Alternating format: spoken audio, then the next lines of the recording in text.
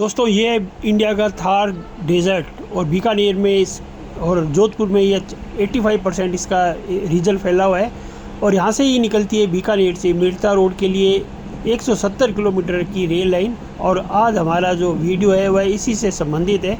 इसी 170 किलोमीटर की दूरी को डबल दोहरीकरण रेल का प्रोजेक्ट के लिए मंजूरी मिल गई है, जिसके बारे में आपको मैं विस्तृत आज बताऊंगा, तो बने रहे मेरे साथ।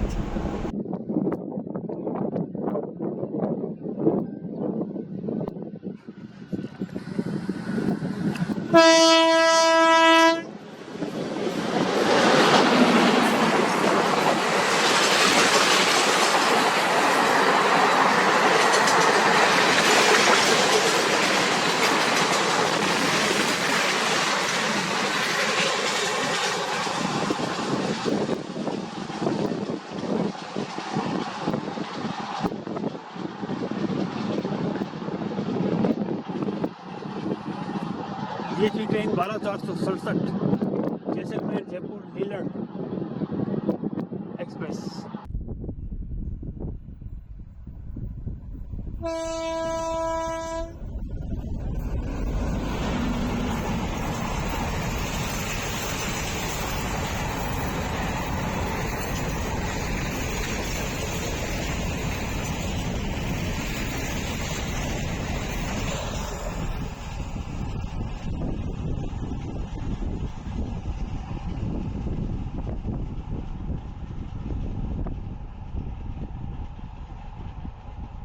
ये थी ट्रेन 12467 जैसलमेर जयपुर लीलैंड। दोस्तों ये गाड़ी थी 12467 बीकानेर से लीलैंड एक्सप्रेस। और ये जो रेल लाइन आप मेरे साथ साथ देख रहे हैं, ये रेल लाइन बीकानेर से मेड़ता रोड को जाने वाली सिंगल लाइन है। इस सिंगल लाइन के कारण यहाँ पर अक्सर क्रॉसिंग में हम आपको दिखाया करते थे। और जैसा कि आप देख पा रहे हैं कि ये साइड में ये जितने भी दिख रही है ये पूरी फेंसिंग हो चुकी है। फरवरी माह से इसकी फेंसिंग लगनी चालू हुई थी, जो अप्रैल से पहले सारा कुछ काम हो गया। और ये 170 किलोमीटर तक लंबी दोनों साइड में फेंसिंग लगनी शुरू हो चुकी है और काफ़ी आगे तक बढ़ चुकी है। इसी संदर्भ में आपको बताऊं, ये फेंसिंग लग रही है, इसी संदर्भ में बताऊं कि बीकानेर से मेड़ता रोड तक 170 किलोमीटर का जो रेल खंड है उसमें रेलवे ने डबल लाइन करने का फैसला कर दिया है और इसको गजट में भी प्रकाशित कर दिया है और इस 170 रेल लाइन के लिए मंजूरी भी मिल गई है, जो कि राजस्थान के रेल के विकास के इतिहास में एक नया अध्याय जुड़ने जा रहा है। उत्तर पश्चिम रेलवे के इस महत्वपूर्ण खंड जो मेड़ता रोड से बीकानेर रेल खंड है के दोहरीकरण प्रोजेक्ट को रेलवे बोर्ड ने अपनी हरी झंडी दे दी है और विस्तृत परियोजना रिपोर्ट को भी मंजूरी दे दी है। केंद्र सरकार द्वारा विशेष प्रोजेक्ट का दर्जा इसको मिल चुका है और ये रेल परियोजना न केवल बीकानेर संभाग बल्कि पश्चिम राजस्थान के औद्योगिक और सामरिक विकास के लिए एक गेम चेंजर साबित होने वाली है।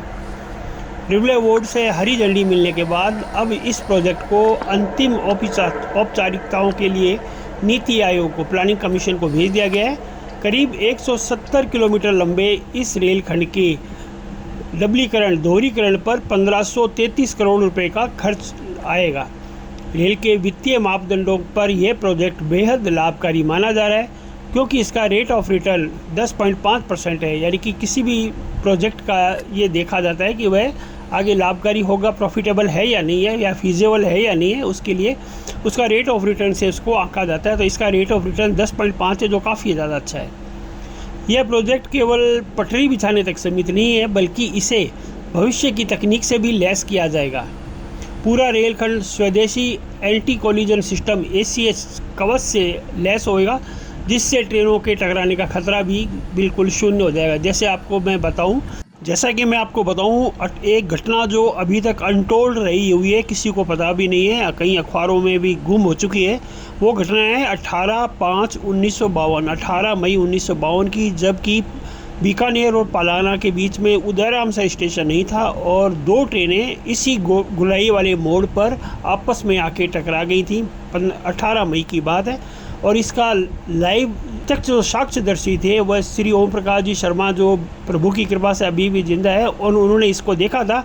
उनका हमने एक इंटरव्यू लिया है, और इस भयंकर घटना थी कि जो आज तक अनहोनी हुई नहीं थी। और उसके बाद उदरामसर स्टेशन भी बनाया गया, और उसी के बाद अब यहाँ पर ACH एंटी कोलिजन सिस्टम कवच का भी प्रस्तावना रखी गई है। तो उसके संबंध में अगर आपको चाहिए तो ये वीडियो मेरा काफ़ी पुराना है, और ये आप इसको सर्च बार में डाल के untold story of Bikaner Palana train disaster 18/5/1992 नाम से आप सर्च करेंगे तो आ जाएगा कि आज से कम 70 साल पहले, 80 साल पहले इसी मोड़ पर दो सवारी गाड़ियों का आपस में हेड ऑन कोलिजन हुआ था, जिसका भी आंखों देखे चश्मदीद गवाह श्री ओम प्रकाश शर्मा जो लोको पायलट थे उस समय के, वो भी प्रभु की कृपा से जिंदा है, और उन्होंने इसका अपडेट दिया था।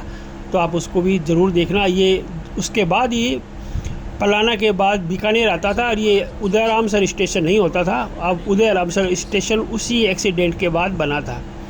तो एंटी कोलिजन सिस्टम कवच से ये एक लैस हो जाएगा, जिससे ट्रेनों के टकराने का खतरा भी शून्य हो जाएगा। आधुनिक सिग्नलिंग और इंटरलॉकिंग सिस्टम के जरिए भी ट्रेनों का परिचालन और अधिक सुगम और तेज़ होगा, यानी कि स्पीड भी तेज़ होगी।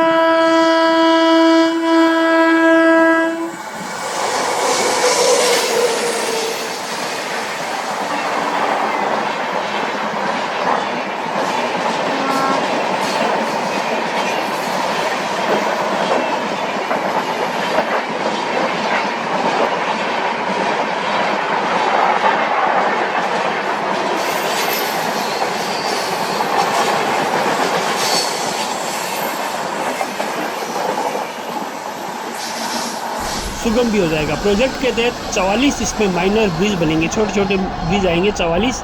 साथ ही सुगम यातायात के लिए 57 मौजूदा RUB रोड अंडर ब्रिज का विस्तार होगा, यानी कि 57 एक्सटेंड होंगे, और 37 नए रोड अंडर ब्रिज बनाए जाएंगे, 37 नए RUB बनेंगे। दोहरीकरण के साथ साथ इस खंड पर सुविधाओं का भी विस्तार होगा।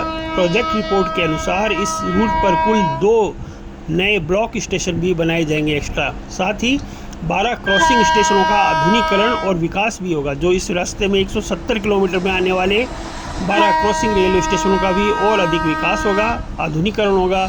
2 हाल्ट स्टेशनों का निर्माण भी प्रस्तावित है, जिससे यात्रियों को सीधा लाभ मिलेगा।